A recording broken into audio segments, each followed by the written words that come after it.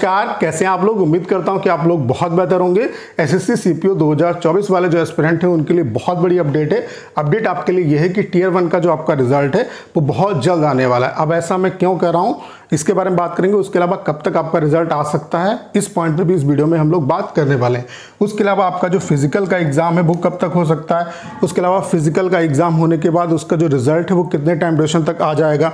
उसके अलावा आपका जो मेंस का एग्जाम है वो कब तक हो सकता है। तो कहने का मतलब यह है कि सीपीओ वाले जो एस्पिरेंट हैं उनके दिमाग में जितने भी क्वेश्चन है उन सब का आंसर इस सिंगल वीडियो में आपको मिलने वाला है। तो चलिए स्टार्ट करते हैं। वीडियो को स्टार्ट करने से पहले आप सभी को एक इन्फॉर्मेशन देना चाहता हूं कि अगर आप एसएससी सीएचएसएल सीजीएल एग्जाम को क्वालिफाई करना चाहते हैं तो टाइपिंग की इंपॉर्टेंस बहुत ज़्यादा है। हमने आपके लिए कंप्लीट टाइपिंग का सॉफ्टवेयर बना दिया है जिसका इंटरफेस बिल्कुल एसएससी सीएचएसएल सीजीएल जैसा है। बाकी यहाँ पे हम आपको 250 पैसेज दे रहे हैं जो कि सीएचएसएल सीजीएल एग्जाम में आए हुए हैं। जो लेटेस्ट वाले पैसेज हैं वो भी बहुत जल्द यहाँ पे हम आपको प्रोवाइड करा देंगे। एक दिन का जो डेमो है वो आपका बिल्कुल फ्री है।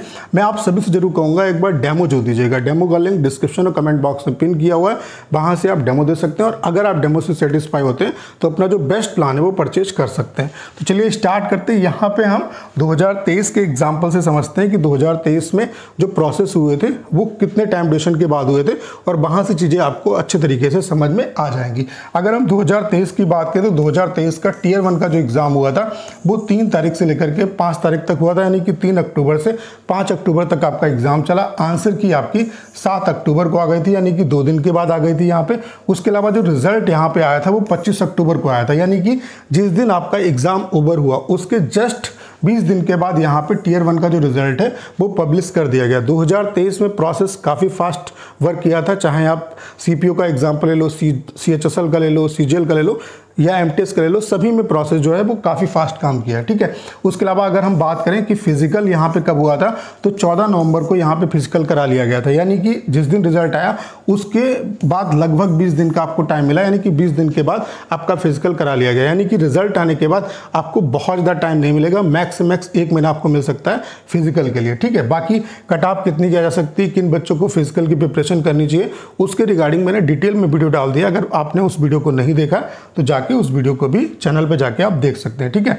अगर हम बात करें यहाँ पे कि फिजिकल का जो रिजल्ट आया था वो कब आया था तो आप देख सकते हैं कि 20 दिसंबर को यहाँ पे रिजल्ट पब्लिश कर दिया गया, यानी कि 14 नवंबर को फिजिकल हुआ, 14 नवंबर के बाद आपका 20 दिसंबर को रिजल्ट आ गया, यानी कि आप ये मान के चल सकते हो कि 1 महीने कुछ दिन के बाद आपका फिजिकल का जो रिजल्ट है, फिजिकल होने के 1 महीने कुछ दिन के बाद आपका फिजिकल का जो रिजल्ट है वो इन्होंने अनाउंस कर दिया। और 20 दिसंबर को फिजिकल का रिजल्ट आया और इन्होंने मेंस जो करा लिया था वो 8 जनवरी को करा लिया था। यानी कि आप देख सकते हो कि फिजिकल का रिजल्ट आने के बाद यहाँ पे आपको आप देख सकते हो कि 18 दिन के अंदर जो है आपका मेंस करा लिया गया। ओवरऑल अगर हम बात करें कि 14 नवंबर को आपका फिजिकल था तो यहाँ से अगर आप देखोगे यानी कि फिजिकल की डेट जिस दिन आ रही है उसके 55 दिन के अंदर आपका मेंस जो है एग्ज़ाम हो जाएगा। तो यहाँ से चीज़ें आपको क्लियर कट समझ में आ गई होंगी कितना कितना यहाँ पे आपको गैप मिलेगा। तो 2024 में प्रोसेस कब तक चल सकता है, कब तक रिजल्ट आ सकता है वो चीज़ें आप समझ लो।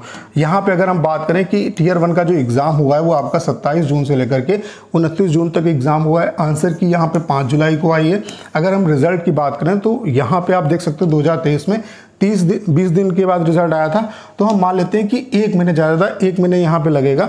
तब भी आप ये देख सकते हो कि जो आपका यहाँ पे टियर 1 का रिजल्ट है, यहाँ पे एग्ज़ाम जो है वो 29 जून को ओवर हुआ, तो आपका जो रिजल्ट है टियर 1 का वो मोस्ट एक्सपेक्टेड है कि अभी आपका जुलाई के लास्ट में कभी भी आपका आ सकता है, यानी कि इन बचे हुए 1-2 दिनों में आपका जो रिजल्ट है वो पब्लिश हो सकता है।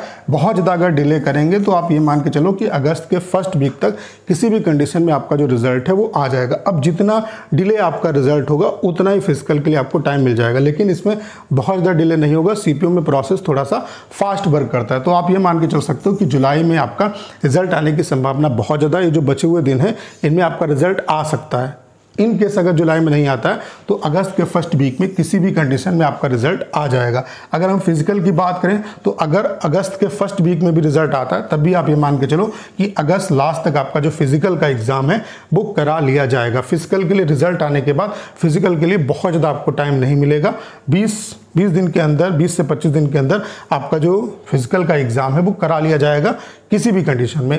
बहुत ज़्यादा अगर टाइम दे देंगे तो सितंबर के फर्स्ट वीक तक ये जा सकता है, इससे ज़्यादा नहीं जाएगा। अगर हम बात करें कि फिजिकल का जो रिजल्ट है वो कब तक आ जाएगा, तो आप ये मान के चल सकते हो कि सितंबर लास्ट तक आपका जो फिजिकल का रिजल्ट है वो आ जाएगा। यानी कि जिस डेट पे आपका फिजिकल होगा उसके 1 महीने के बाद आपका जो फिजिकल का रिजल्ट है वो आ जाएगा। अगर मान लेते हैं सितंबर फर्स्ट वीक में जाता है तो ये अक्टूबर के फर्स्ट वीक में किसी भी कंडीशन में फिजिकल का रिजल्ट दे देंगे।